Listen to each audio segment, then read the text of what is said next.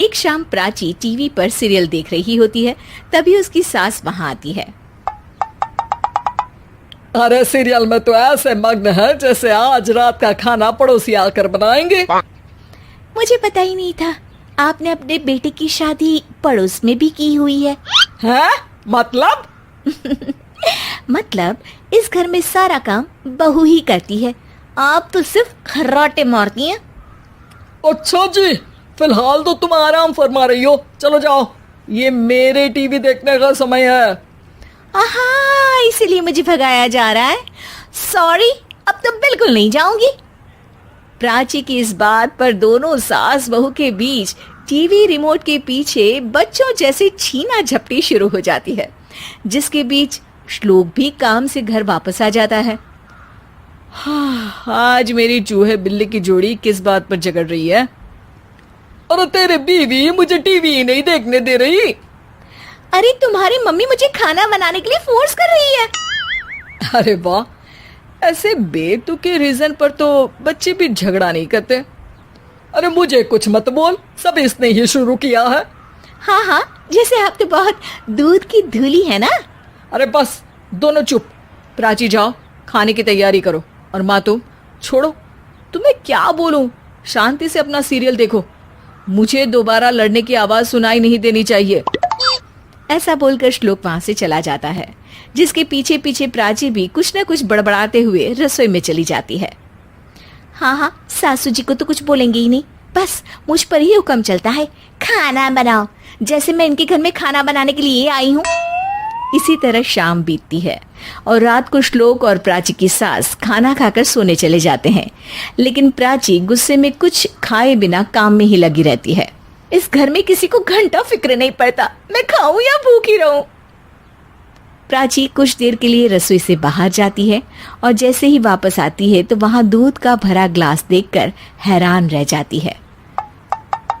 फिक्र पूरी है, बस दिखाना नहीं है। प्राची दूध पीकर सोने चली जाती है और अगली सुबह एक बार फिर सास बहू का कार्टून नेटवर्क स्टार्ट हो जाता है। ये तुमने ही किया है। अरे अजीब जबरदस्ती है, मैं बोल रही हूँ मैंने कुछ नहीं किया। दोनों ने मिलकर पूरे घर को पागल खाना बनाया हुआ है। यहाँ कोई नॉर्मल इंसान तो रह ही नहीं सकता, इसीलिए अब पड़ोसी क्या रिश्तेदार भी घर आने से कतराते हैं। और सुन बेटे, तू भी चंगा, तेरी माँ भी चंगी, तेरी बीवी भी चंगी, रिश्तेदार। हाँ जी, आपको नहीं पता क्या, गंगाधर ही शक्तिमान है, रिश्तेदार ही। हाँ हाँ, बस समझ गया। कभी जानवरों जैसे लड़ेंगी तो कभी जुगलबंदी करेंगी। भाई मैं आप दोनों के बीच में नहीं फंसना चाहता। सास बहू की इस मनमौजी जोड़ी से परेशान होकर श्लोक अपना सिर खुजलाता वहां से चला जाता है। चलो अब मैं भी कीर्तन में जा रही हूँ। इस पर जैसे ही सास कमरे में अपना पर्स लेने जाती है तो वहां नाश्ते की प्लेट रखी देख मुस्कुराने लगती है और नाश्ता करके घर से बाहर निकलते हुए कुछ पैसे टेबल पर रख जाती है, जिसके कुछ देर बाद सिलेंडर वाला घर आता है। ओ मोरी मैया, मैं सिलेंडर के बारे में तो बिल्कुल भूल ही गई थी। घर खर्च के सारे पैसे भी मम्मी के पास है और श्लोक से बोला तो उल्टा 4 बात सुनाएंगे। प्राची ये सोच ही रही होती है कि अचानक उसका चेहरा चमक उठता है और वो घर में आकर इधर उधर देखने लगती है। तभी उसकी नजर टेबल पर रखे पैसों पर पड़ती है, जिन्हें वो सिलेंडर वाले को दे देती है। ये सब श्लोक देख लेता है। अच्छा बेटे, इतना बड़ा घोटाला, सबके सामने मैं तेरी दुश्मन और पीठ पीछे तेरी मेरी यारी। इस पर श्लोक एक प्लान बनाता है और शाम को सब एक साथ बैठे होने पर बोलने लगता है। माँ, तुम दोनों की बहुत लड़ाई होती है, इसलिए मैं सोच रहा हूँ कि प्राची को उसके घर छोड़ाऊं, इससे वो भी खुश रहेगी और तुम भी। अचानक श्लोक की ये बात सुनकर सास बहू शौक से उसकी तरफ देखती है। अरे ऐसे कैसे घर छोड़ाओगे, मुझे कहीं नहीं जाना। अरे तुमने बोला नहीं पर मैंने सुन लिया, तुम्हें मम्मी के साथ रहना अच्छा नहीं लगता, मुझे पता है। अरे वाह, अरे जब बहू खुद कुछ काम बोले तो वो तुझे सुनता नहीं, और अब जो इसने बोला ही नहीं वो तू समझ गया।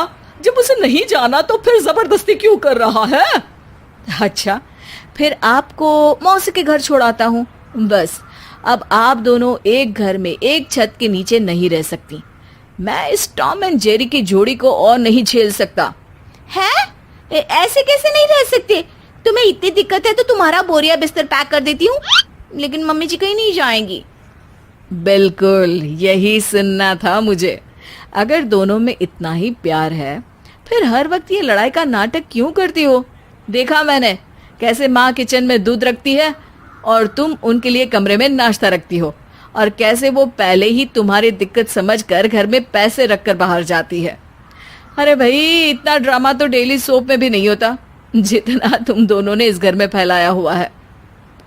तू हमें टॉम एंड जेरी बोलता है ना, तो याद कर वो दोनों भी एक दूसरे को बाहर वालों की बुरी नजर से बचाने के लिए हमेशा सबके सामने लड़ते थे, लेकिन अकेले में दिक्कत के समय मदद भी तो करते थे। बस हमारा रिश्ता भी कुछ ऐसा ही है।